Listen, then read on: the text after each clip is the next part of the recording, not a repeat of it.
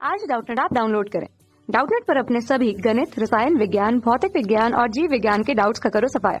बस प्रश्न की फोटो खींचो, एक ही प्रश्न को क्रॉप करो और तुरंत वीडियो सोल्यूशन पाओ। अभी डाउनलोड करें। प्रश्न हमारे पास है कथन में और कारण में। तो कथन यहाँ पर दिया हुआ है कि नाभिकीय बंधन ऊर्जा प्रति न्यूक्लियॉन का क्रम है। तो पहले बेरिलियम के लिए, फिर लिथियम, फिर यहाँ पर हीलियम के लिए बताया गया है कि सबसे अधिक ज्यादा या सबसे अधिक जो मान नाभिकीय बंधन ऊर्जा का है वो बेरिलियम के लिए है और सबसे कम मान हीलियम के लिए है। कारण के तौर पर कहा जा रहा है कि बंधन ऊर्जा प्रति न्यूक्लियॉन न्यूट्रॉनों तथा प्रोटॉनों के संख्या के अंतर के साथ रैखिकतः बढ़ती है। ठीक है, तो हमें देखना होगा कि कथन और कारण में क्या संबंध होंगे। तो उसके अकॉर्डिंगली हमें 4 ऑप्शंस दिए हुए हैं। ठीक, अभी यहाँ पर जो जो तत्व दिए हुए हैं उनके हिसाब से हम सबसे पहले देखेंगे कि नाभिकीय बंधन ऊर्जा किसके लिए ज़्यादा है, किसके लिए कम है। तो देखिए, नाभिकीय बंधन ऊर्जा की बात की जाए जो कि प्रति न्यूक्लियॉन नाभिकीय बंधन ऊर्जा को प्रदर्शित करता है, तो इसका मान होता है EB के रूप में हम उसे प्रस्तुत करते हैं। अब इसका अंदाज़ा हम कैसे निकालें? देखिए, अब जब भी ये तरीका देखा जाता है तो हम न्यूट्रॉनों की जो संख्या है उस तत्व में न्यूट्रॉनों की संख्या बटे प्रोटॉनों की संख्या, मतलब इनका अनुपात हम देखते हैं, और इनके अनुपात का मान अगर 1 से अधिक हो तो स्थायित्व का मान उतना ज़्यादा बढ़ता है। ठीक है, तो न्यूट्रॉनों और प्रोटॉनों के जो अनुपात है वो देखेंगे। तो पहले हमारे लिए है बेरिलियम, तो इसके लिए हम देख लें न्यूट्रॉनों की संख्या। न्यूट्रॉनों की संख्या कितनी होगी? न्यूट्रॉनों की संख्या होगी 5 और जो प्रोटॉन्स की संख्या है वो 4 है। ठीक है, दूसरा हम देखेंगे किसके लिए?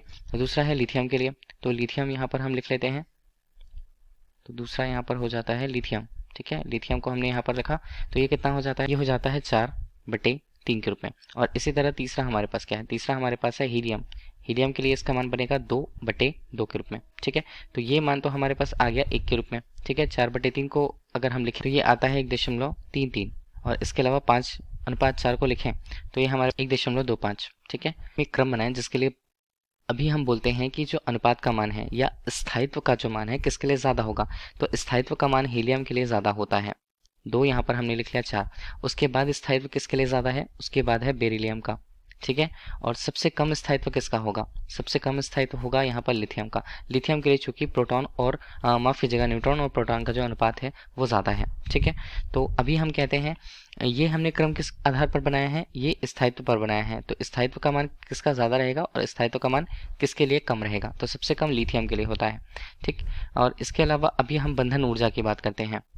बंधन ऊर्जा, अब जिसमें स्थायित्व का मान सबसे ज़्यादा रहेगा उसमें बंधन ऊर्जा भी ज़्यादा होगी। तो हीलियम के लिए बंधन ऊर्जा ज़्यादा है, उसके बाद है बेरिलियम, उसके बाद है लिथियम।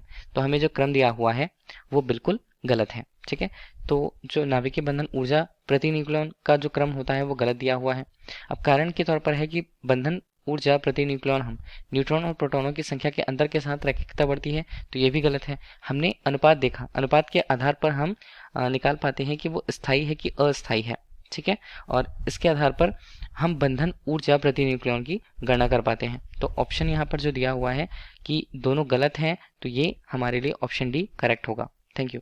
कक्षा 6 से 12वीं से लेकर नीट, IIT, JEE वो एडवांस के लेवल तक 1 करोड़ से ज्यादा छात्रों का भरोसा। आज ही डाउनलोड करें डाउटनेट ऐप या व्हाट्सएप करें अपने सारे डाउट्स 8400 400 400 पर।